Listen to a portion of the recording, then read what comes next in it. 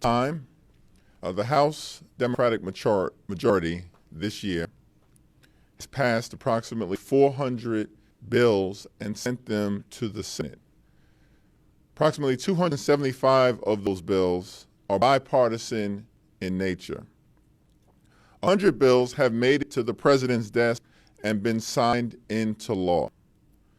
We have passed legislation to lower health care costs, to drive down the high price of life-saving prescription drugs, to protect people with pre-existing conditions, to increase pay for everyday Americans by raising the minimum wage to $15 per hour, to address more than 1 million dreamers who are Americans and contributing to their community and deserve to remain. We passed legislation to reauthorize the Violence Against Women's Act, to provide equal pay for equal work in terms of paycheck fairness regardless of gender. This week we will pass legislation to fully fund the government and to invest in domestic program after domestic program after domestic program to benefit working families, middle-class folks, and senior citizens. We will also pass the United States-Mexico-Canada trade agreement consistent with our commitment to the American worker and to organize labor, and do it in a way that has the overwhelming support of the labor movement in this country for the first time in history. We kept our promise to the American people that we would fight for everyday Americans consistent with a For the People agenda. This week alone shows the difference between a Democratic majority in the House and a Republican majority, which we had in December of 2018. In the prior Congress, the signature legislative accomplishment was to pass the GOP tax scam, where 83% of the benefits went to the wealthiest 1% in America. It was a sham, a scam, and a shakedown of everyday Americans. This week, we will move legislation on the floor that restores some fairness to everyday Americans, to middle-class folks, to those who aspire to be part of the middle class, by beginning the process of restoring the state and local tax deduction, which was stripped away to give a tax increase to the wealthy, the well-off, and well-connected. That was unconscionable, but a House Democratic majority will begin to reverse the damage that was done by House Republicans in the last Congress. Last year at this time, we were beginning the process of heading into a reckless 35-day government shutdown because Donald Trump wanted to hold the American taxpayer hostage in order to get billions of dollars for a medieval border wall to satisfy a political promise that he had made on the campaign trail. And we stopped him from doing it. This year, under a Democratic majority, we are fully funding the government. I now yield to my distinguished colleague, my good friend, the dynamic vice chair of the House Democratic Caucus, Catherine Clark. Thank you, Mr. Chairman. I feel like because I'm always second, I never get to introduce you as our dynamic chairman. So I will take that moment today. To continue on the words of the chairman, one of the areas that we were able to make great progress for the American people were in the 12 appropriation bills that came out of the House Committee on Appropriations back in June that represented tremendous progress, areas of research, investment in childcare and education and apprenticeships, making sure that we are building resiliency for climate change in our communities, that we are investing in clean air and water, and the EPA. We put $50 million into gun research for the first time in decades. And we waited. We have waited for the Senate to take up these bills. It caused a CR back in the fall, and today we stand here with an agreement with many of the priorities of the House captured, but with still work to do. Some of the highlights are, for the first time, the House has been able to secure $425 million to help states protect their elections. As we are working multiple tracks this week, we know the threat to our 2020 elections from this president and the way that he has corruptly invited foreign interference into our elections. This funding will be critical in helping states keep the ballot box between the American voters and their decision alone on who to vote for. There's also $25 million for gun research, which is, again, the first time in decades we are going to be able to research how we can prevent gun violence in this country. And as we just sadly commemorated the 7-year anniversary of Newtown, it is way past time that we start making this investment. And two of the key bills that are being held up by the Senate are two bills we passed back in February around expanding universal background checks and making sure that the loophole for background checks that allowed the Charleston shooter to get his gun illegally is closed once and for all. We've also included over $7.5 billion for the census, which is going to be critical as we go forward to make sure that everyone is counted and make sure that we have the full count that is necessary, that states are counting on for their federal funding. And there is a $9 billion, which is over $200 million increase for the EPA to try and protect our clean air and clean water. We know how the impacts of climate change, and we know the impacts of this administration that is trying to roll back protections that are so vital for how we address this crisis. There's a $1.1 billion increase in childcare that is going to enable the children of this country to get the best start they can. And we know if we have kids reading at grade level by 3rd grade, that is a game changer for them and opens up opportunity throughout their lives. We didn't get everything that we wanted.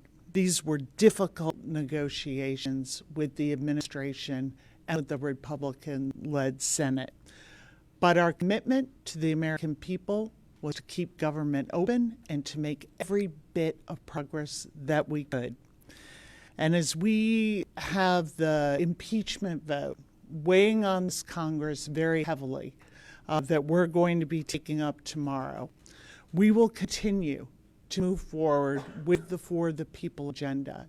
And we will continue to be clear that we came here to uphold an oath of office that includes upholding the Constitution, and that we're going to continue, as we did from the beginning of this impeachment inquiry, to follow the facts, to let the truth be our guide.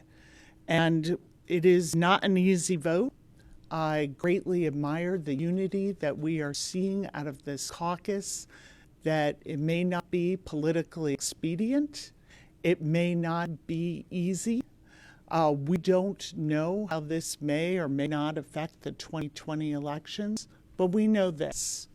We have this opportunity in the history of our country to stand up, defend our Constitution, and send the clear message not only to this president, but to every president in the future, We are a co-equal branch of government that is going to insist that no one is above the law. Catherine, questions? On impeachment, the polls coming out show the American people actually do believe the case that you guys laid out, the fact they agree, but the poll numbers show that the country is still pretty much evenly split, if not leaning towards against impeachment. What is the the Democratic response to this? Given that you guys are going to be voting on this in 24 hours. Well, we're a 50-50 country divided on a whole host of issues, and we've decided to proceed based on our constitutional responsibility in terms of the president's abuse of power, which continues to hide in plain sight. In fact, the president's abuse of power is a constitutional crime in progress. Over the last few days, Rudolph Giuliani, the president's political henchman, returned from the Ukraine to continue the out-of-control effort to acquire dirt on a political opponent, which has been reviewed, is at the heart of the Trump-Ukraine scandal. The polling numbers that I've seen, most recently from Fox News, have suggested that more Americans support the effort to hold the president accountable by impeachment and removal than are against. In fact, in one poll, I believe it was a 15-point split in an otherwise evenly divided nation. But we're not concerned with poll numbers. We're not concerned with the political implications. We're not concerned with the impact on the 2020 election. We're concerned with Constitution. We're concerned with abuse of power. We're concerned with the undermining of our national security. And we're concerned with the effort by Donald Trump to corrupt our free and fair elections. You were talking about the GOP tax bill. Why aren't you concerned about the risk it posed to the majority if you do want to pass these other items in the Democratic agenda? It seems like losing the majority could prevent future recruiting Democrats. Today, we're going to fully fund the government consistent with our responsibility, including constitutionally. The House of Representatives, the origination clause as the preeminent institution to allocate taxpayer dollars. Today, we will fund the government. Tomorrow, we will hold the president accountable. On Thursday, we will pass a historically progressive trade agreement. The business of the people has continued. Last week, we passed the National Defense Authorization Act that includes paid family medical leave for millions of federal workers and military families for the first time in American history, that will lay the foundation to do so much more. And so we are continuing with the business of people, but we do have this responsibility to hold an out-of-control president accountable. Not going to shirk from that constitutional responsibility. But the center of gravity for the House Democratic Caucus will remain getting things done for everyday Americans. I yield to Catherine. We don't know politically where this is going to land us, whether it will be a threat to the majority or whether it won't. But there's no choice here. What we have is a constitutional crisis. What we have is a president who keeps telling us exactly what he did and what he will do in the future, and we have to believe him.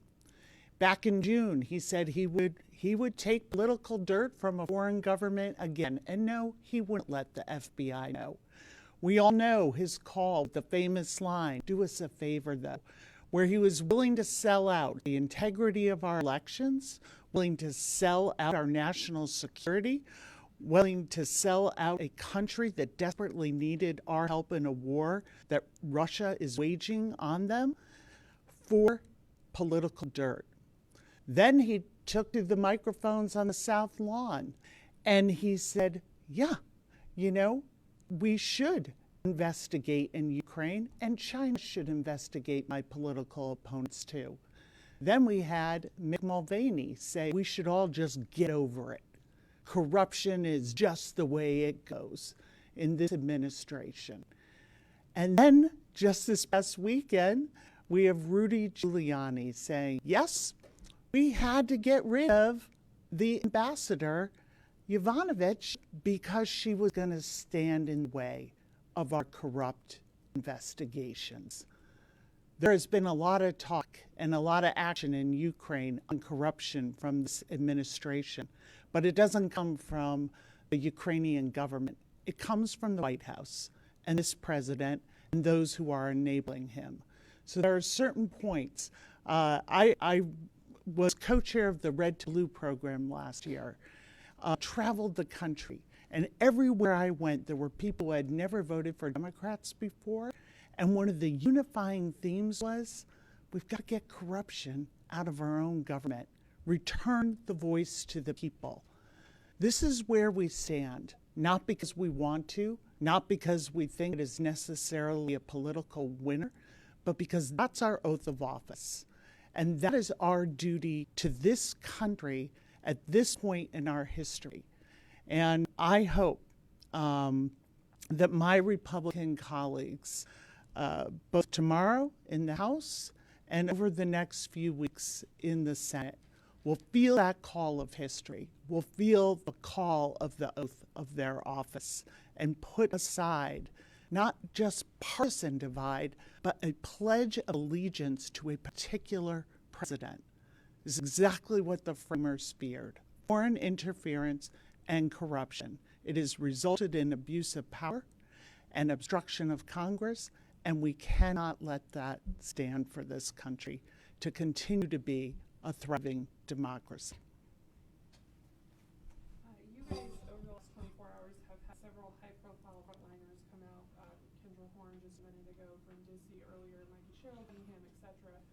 Several of those were kind of on the watch list for how they would vote on impeachment. I'm wondering if you think Van Drew switching parties had any impact on their thinking for whether to vote this or not, and what you think about him defecting and joining the Republicans. Well, as Speaker Pelosi has consistently indicated, we are not whipping the vote as it relates to impeachment. It's the most solemn undertaking that any member of Congress can have as it relates to our responsibility as a separate and co-equal branch of government. It's the ultimate form of accountability when a president like Donald Trump has gone rogue, and every single member is going to have to make that decision, as they have been doing, anchored in principle. Jeff Van Drew has made a decision that he believes reflects the perspective of his district, and ultimately, Jeff Van Drew will have to answer to the people of the 2nd Congressional District in New Jersey. Any other questions? Thank you.